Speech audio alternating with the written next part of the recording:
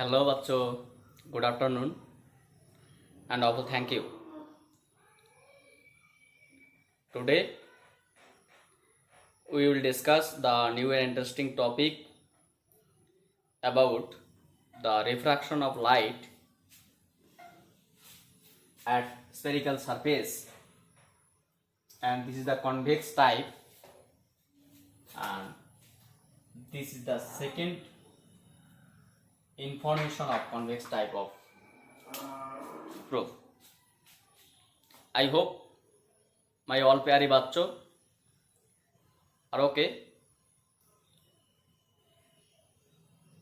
So today we can discuss for convex types of spherical refracting surface when a ray or a light beam coming from an object, and these objects are placed in radar media after refracting by spherical refracting surface, it will produce a real image and it will placed in denser media. So this topic or this information are placed in this talk. তো যাই হোক, আজকে আমরা এখন যেটা দেখছি যে বস্তু যখন সৎ এবং লঘু মাধ্যমে থাকে তখন একটি উত্তল গোলীয় প্রতিসরক তল দ্বারা আলোর প্রতিসরণের পর যে প্রতিবিম্বটি সৃষ্টি হবে সেই প্রতিবিম্বটি সৎ হবে এবং ঘন মাধ্যমে প্রতিষ্ঠিত হবে, স্থাপিত হবে, ঘন মাধ্যমে থাকবে। তবে সেক্ষেত্রে এখানকার সেই গোলীয় প্রতিসরক তলের যে নিউমেরিক্যাল টার্ম বা নিউমেরিক্যাল সলিউশন সেটা কি আসে সেটা আমরা কি দেখব। তো বিষয়টা হচ্ছে গিয়ে ঠিক এরকম। আমি তার আগে একটা জিনিস বলি, এর আগেই আমরা একটা জিনিস জেনেছিলাম যে একটি বস্তু যখন লঘু মাধ্যমে থাকে তখন রশ্মি যদি ঘন মাধ্যমে পাঠানো হয় তাই সেটা অবিলম্বের সাপেক্ষে এরকম সরাসরি না গিয়ে অবিলম্বের সাপেক্ষে কাছে সরে আসে। তাই এটা ধরুন এটা জল, এটা কাঁচ, যদি এর প্রতিসরাঙ্কটা কমে যায় এই মাধ্যমের সাপেক্ষে, এটা অবশ্যই লঘু মাধ্যম, এটা অবশ্যই ঘন মাধ্যম, কিন্তু এটা বেশি লঘু নয়, অল্প লঘু, আর হচ্ছে কি অল্প ঘন, মানে এটা এর কাছাকাছি। তাহলে কি এর ঘন ডেন্সিটিটা যত কমে যাবে, এর অপটিক্যাল ডেন্সিটি যত কমবে তত কি হবে, সরি আমি ভুল বললাম একটা জিনিস, এটা লঘু মাধ্যম, এটা ঘন মাধ্যম, এটা লঘুর পরিমাণটা খুবই লঘু, ধরুন বায়ু মাধ্যম, এটা জলের পরিবর্তে কাঁচ বা কাঁচের পরিবর্তে যদি হিরে রাখা হয় তাহলে এর ডেন্সিটি যত বেশি হবে, অপটিক্যাল ডেন্সিটি যত বেশি হবে, এর কাছে সরে আসার প্রবণতা তত বেশি হবে। তাহলে আমরা বললাম হাইলি ডেন্সার মিডিয়া যদি এখানে নেওয়া হয় তাহলে কি হবে, যেটা আগে এরকম করে গিয়েছিল সেটা এখন এরকম করে যাবে। তাহলে এইরকম করে গেলে কি হবে, এক সময় গিয়ে কি সেই রশ্মিটা আবার কি হবে এখানে গিয়ে মিলিত হবে। তাহলে আগে প্রতিবিম্ব তোমার অসৎ এবং এইদিকে তো সৃষ্টি হয়েছিল, এখন এইদিকে থেকে এইদিকে মিলিত হলো এবং এখান থেকে একটা রশ্মি গিয়ে এখানে মিলিত হলো, অর্থাৎ প্রতিবিম্বটি সৎ হবে এবং ঘন মাধ্যমে গিয়ে প্রতিষ্ঠিত হবে। সেই বিষয়টি আমরা এখানে তুলে ধরার চেষ্টা করব। অর্থাৎ বস্তু লঘু মাধ্যমে থেকে প্রতিবিম্ব সৎও ঘটতে পারে, প্রতিবিম্ব অসৎও ঘটতে পারে, প্রতিবিম্ব লঘু মাধ্যম থাকতে পারে, প্রতিবিম্ব ঘন মাধ্যমও থাকতে পারে। সেটা বিভিন্ন মাধ্যমের উপর নির্ভর করবে এবং সেটা বিভিন্ন রকম অপটিক্যাল ডেন্সিটির উপর নির্ভর করবে। তাহলে প্রথমত আমরা নিলাম এরকম একটা উত্তল গোলীয় প্রতিসরক তল, একটা উত্তল গোলীয় প্রতিসরক তল নিলাম আমরা, যে উত্তল গোলীয় প্রতিসরক তলের এই তলটি হচ্ছে তোমার উত্তল টাইপ,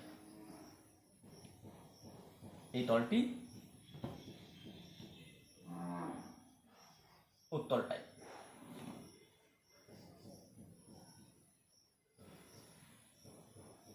উত্তল টাইপ বা এটাকে আমরা আরো কার্ভিং নিতে পারি, অসুবিধা নেই, এটাকে আমরা আরো কার্ভিং নিতে পারি। মানে আরো বক্রতা টাইপ নিতে পারি, তাহলে এটার নাম হচ্ছে তোমার M1 M, যার পোল হচ্ছে গিয়ে P, এবং এই উত্তল গোলীয় প্রতিসরক তলের একটি প্রিন্সিপাল অ্যাক্সিস বা প্রধান অক্ষ হচ্ছে গিয়ে এটা, যে উত্তল গোলীয় প্রতিসরক তলের বক্রতা কেন্দ্র হচ্ছে গিয়ে C, যেটা এখানে অবস্থিত C। তাহলে আমরা কোনো একটা বস্তু ধরে এখানে নিলাম অবজেক্ট, পয়েন্ট অবজেক্ট, যেটা পোল থেকে যার দূরত্ব আমরা বলতে পারি পোল থেকে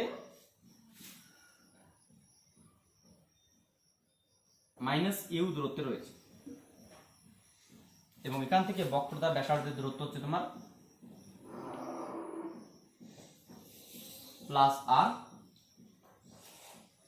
এবং প্রতিবিম্ব কোথায় সৃষ্টি হবে সেটা আমরা পরে দেখব।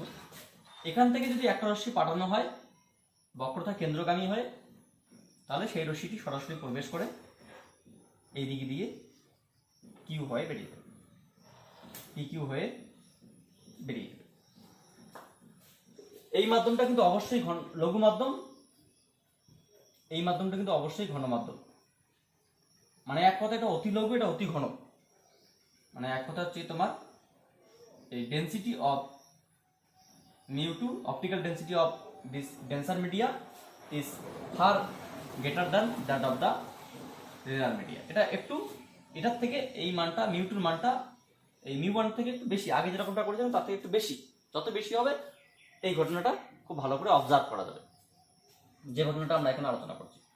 আর একটা রশ্মি যদি আমরা এখান থেকে এভাবে পাঠাই, যে প্রতিসরক তলের উপর এ বিন্দুতে যদি পাঠানো হয়, এইখানে যদি এ বিন্দুতে পাঠানো হয়, তাহলে সেই রশ্মিটি এ বিন্দু থেকে প্রতিসরণের পর অ্যাকচুয়ালি অবিলম্বের দিকে সরে আসে।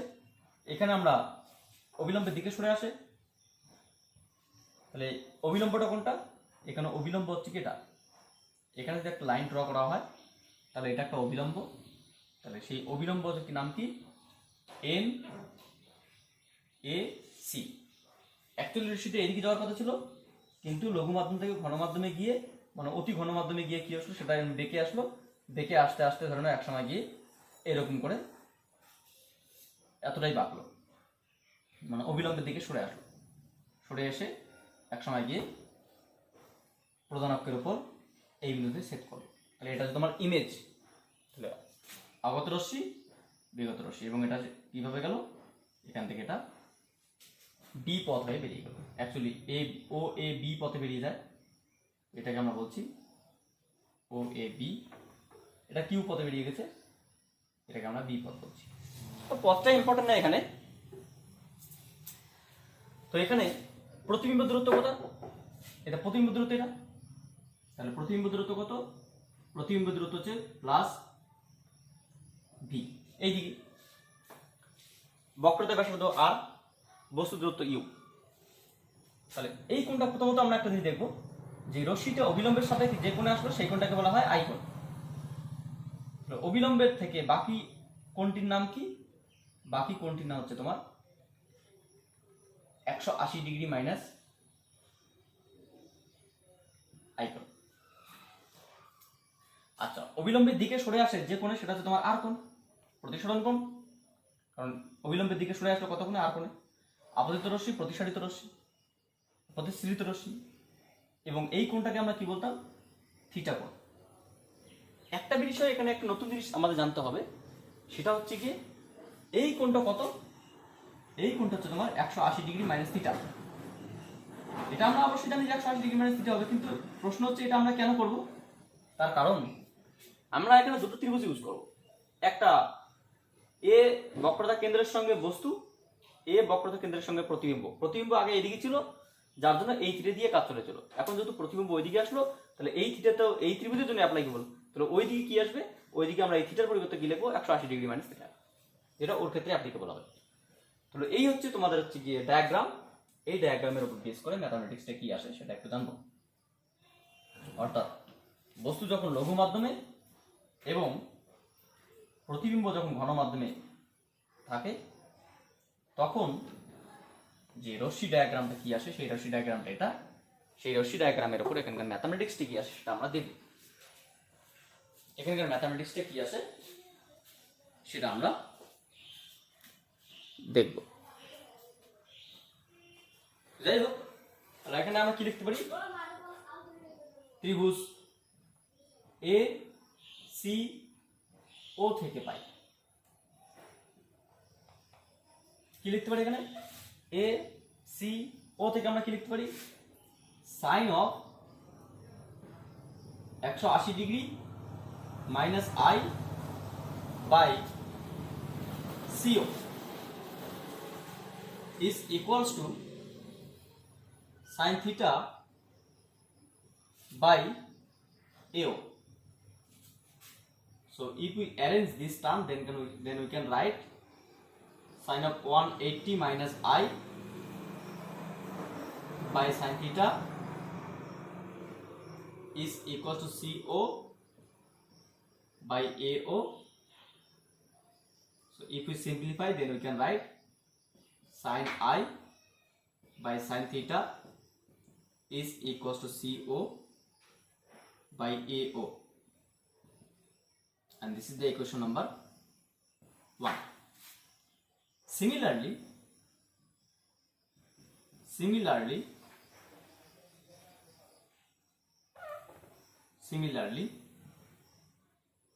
from triangle ACI থেকে আমরা পাই একই রকম ভাবে ত্রিভুজ ACI, এই যে ত্রিভুজটি মানে প্রতিবিম্বের সঙ্গে বক্রতা কেন্দ্র এবং এ বিন্দুর সঙ্গে যে ত্রিভুজটি ছিল সেই ত্রিভুজের ক্ষেত্রে আমরা কি লিখতে পারি, যে সাইন অফ, এখানে ডিরেক্ট আর, এখানে 180 ডিগ্রি মানে আর ছিল না, এখানে ডিরেক্ট আর বাই তার বিপরীত বাহু কি, আর এর বিপরীত বাহু হচ্ছে তোমার CI is equals to sin of 180 minus theta by AI. So if we arrange this, then we can write sin R by sin of 180 minus theta is equals to CI by AI, or sin R by sin theta CI by AI. Equation number 2. Again, if we apply the Snell's law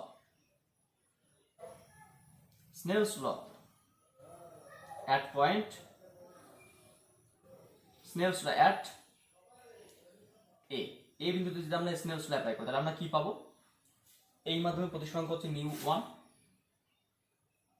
μ1 into আপতন কোণের sign is equals to ওই মাধ্যমে প্রতিসরাঙ্ক μ2 into প্রতিসরণ কোণের sign.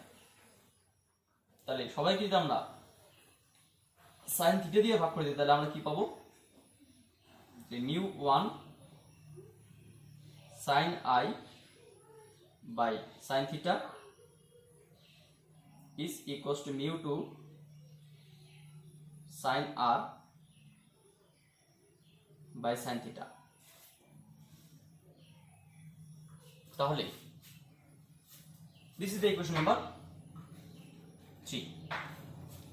If we put the value of equation 1 and 2 in equation 3 for value of sin I by sin theta is equals to CO by AO and sin R by sin theta is equal to CI by AI, replaced in equation 3, then we can write, or μ1 sin I by sin theta CO by AO, μ2 sin I by sin R, sorry, sin R by sin theta, Ci by Ai, or for smaller aperture,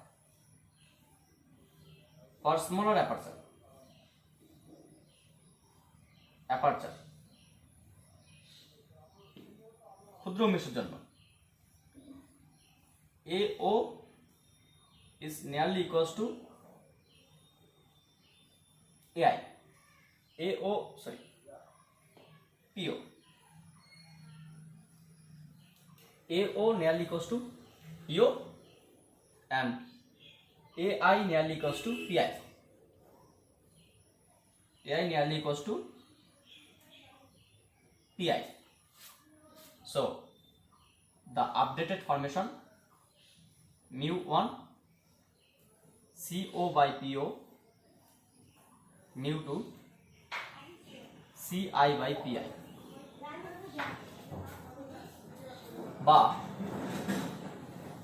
mu1 CO মানে কি, এটা CO মানে PO plus PC, আমরা লিখতে পারি এটাকে PO plus PC by PO, mu2 into কি আছে এখানে CI মানে এটা CI কে আমরা কি লিখতে পারি, CI কে আমরা লিখতে পারি PI মাইনাস PC,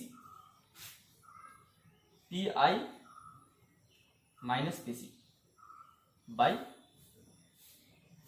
PI। দেখো পুরোটার থেকে যদি আমরা এটুকু বাদ দিই তাহলে এটা পড়ে থাকবে CI। তাহলে এটাকে যদি আমরা একটু সিম্পলিফাই করি তাহলে কি পাবো, তাহলে পাবো বা mu1 into 1 plus PC by PO is equals to mu2 into 1 minus PC by PI. So if we put the value of PC, PO, PC, PI from the figure, then we can write mu1 into 1 plus PC is positive R,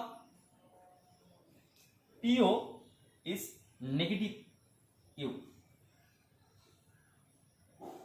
mu2 into 1 minus PC is positive R and PI is positive B. So mu1 into 1 minus R by Q, mu2 into 1 minus R by B, বা mu1 minus mu1 R by U is equals to mu2 minus mu2 R by V. See, if we arrange and side by side, then we can write, তাহলে আমরা যদি কি লিখতে পারি, এখান থেকে লিখতে পারি বা mu2 by V minus mu1 by U is equals to mu2 minus mu1 by R। এটাকে এদিকে নিয়ে আসলাম, আর কমন নিয়ে ওদিকে পাঠিয়ে দিলাম। তাহলে ফর স্পেশাল কেস, এটা হচ্ছে তোমার সমীকরণ বা এখানকার ইকুয়েশন। ফর স্পেশাল কেস যদি একটা এয়ার হয় mu1 1 for air and mu2 for any high density media, high denser media, then we can write mu by V minus 1 by U is equals to mu minus 1/r।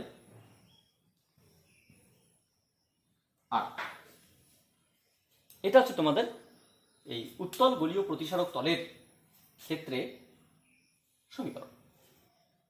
যাই হোক, আমাদের আর একটা topic বাকি রয়েছে, যা 71তম লেকচারে আমরা নিয়ে আসছি পরবর্তী লেকচারে। তার কারণ তা নাহলে এই লেকচারটি লেন্দি হয়ে যাবে, আর একটা প্রমাণ এখানেই করা হয়। এবং 71তম লেকচারটা তোমরা একটু ভালো করে দেখবে আশা করি, কারণ শুধু প্রমাণটা না, ওখানে যে শেষে একটা কনক্লুশন টানবো আমরা, সেই কনক্লুশনটা তোমাদের মনে রাখতে হবে, ঠিক আছে?